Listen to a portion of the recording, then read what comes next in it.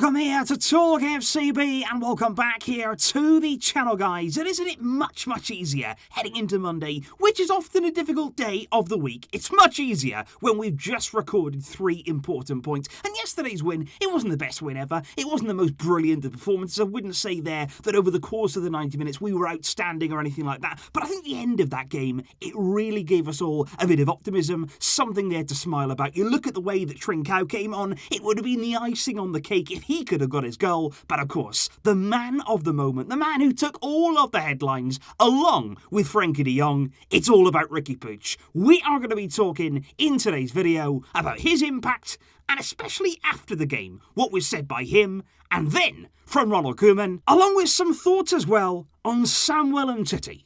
It's all coming up today, so let's get to it. But like I say, I do want to begin there with the absolutely brilliant story that was, of course, Puig climbing off the bench with just minutes to go in the game and finding himself a goal. And it was a big goal too. We were only 1-0 up. Of course, Elche didn't threaten us all that much, but still, it put the game to bed. He came on and had that immediate impact, and he was clearly so happy with that goal, and we as fans were as well. He tweeted after the game, happy to continue helping the team, this time with a goal and a header. Visca El Barça.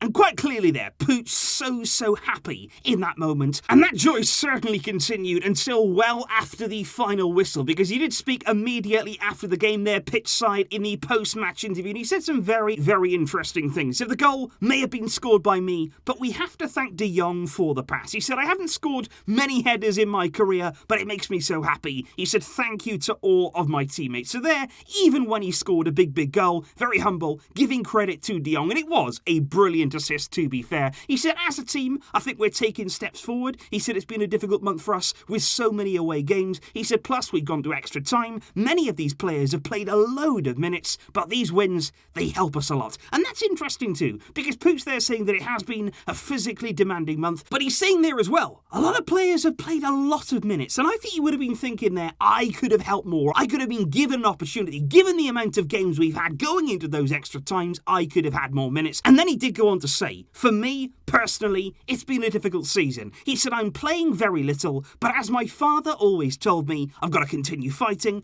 and learning, and this will only make me stronger. And that, for me, is exactly the right way to look at it right now from Puig. He's openly saying, you know what, I'm not too happy. It has been a tough season. I'm not just going to accept here the fact that I'm not playing, but I am going to keep working. He's not just going to sit on the sidelines there and moan about it, drop his head and not really try. He is still working hard every single day to effectively prove Ronald Koeman wrong. And this is the thing, guys. This is the part of it all for me where it all just breaks down between Koeman and Puig. Because we know in the media we've heard about Riqui Puig having a bad attitude. We've heard about him there leaking things apparently from the dressing room and some of his teammates not really taking kindly to that. But I just think you look at those kind of reports and then you look at the celebrations yesterday. You look at the way when Puig is involved in a big moment, when Puig there does something for the team, you look at the happiness around him and it's so genuine. You look at the likes of Griezmann, the likes of de Jong running up there, hugging Riqui Puig, a clear smile on their face, and it was almost as though they were as happy for him as he was for himself. And that, for me, really does speak volumes. This guy is clearly a popular figure, no matter what you may hear in the dressing room. He's a popular figure, of course, among the fan base, and the only place right now where he's failing to really impress, it's with Ronald Koeman.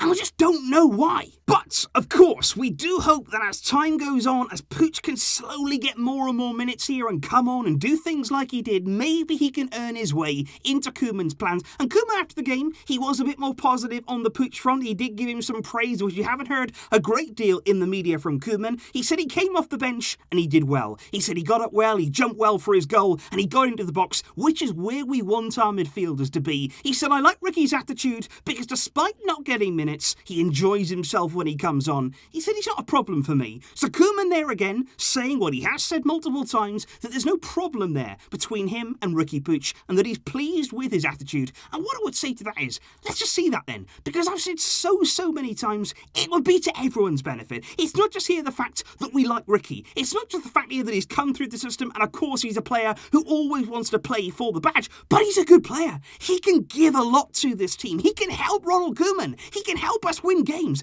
That's what it's all about. And I just think here, Koeman putting faith and genuine faith in Puig, it'll help us all. But aside from Riqui Puig yesterday, I do also want to touch on another particular area of the team, and it all surrounds here Samuel Umtiti, who again put in a good performance when he was given the opportunity, playing from the start, and he did their complete 90 minutes, which is always good to see. It's always good to see Umtiti starting a game. We didn't know whether he would be. He didn't start in the Cup, but he did start this one, and it was good to see him there come through the game and play well. And I would also say it was a nice combination, not only with Umtiti, but also him playing alongside Ronald Koeman, who's been excellent, as we said before the game. And I did like that combination between the two, because they'd hardly played together. They certainly wouldn't have built up too much of an understanding going into this game, but I think between them, they've got really, really good characteristics and pretty much everything you'd want from your centre-backs. You've got the pace, you've got the physicality, you've got the height, you've got the strength, you've got the understanding and ball-playing skills, and certainly for me, Umtiti and Araujo is something I would like to see much, much more often. And it has indeed been very well noted that this season in La Liga, in just the 2 games that Umtiti has started in the league, against Granada and indeed yesterday against Elche, Barca in those games have recorded 2 wins and also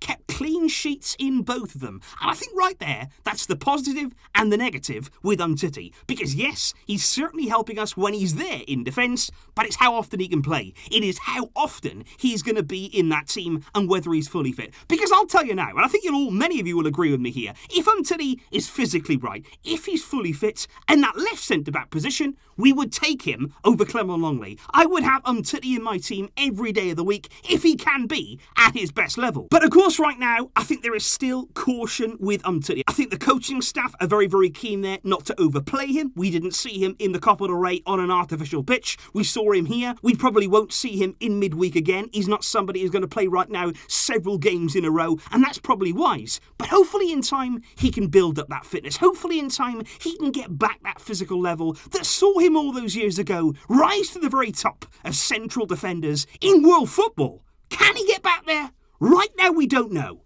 But when he can play, he can be an asset. And so indeed, guys, I am interested to know your thoughts there on both these situations with Riqui Puig and also your thoughts on Samuel Umtiti looking to the future. Let me know those thoughts in the comments down below, as now, of course, we are building up to what is a big week again for Barca. On Wednesday, we take on Rayo Vallecano in the next stage of the Copa del Rey, and on Sunday, it's a rematch of the Supercopa final at home against Athletic, where Messi will return. I'll see you then, guys, for all of that build-up to come. Thank you indeed for watching and for supporting. But until next time, as always, Visca El Barça.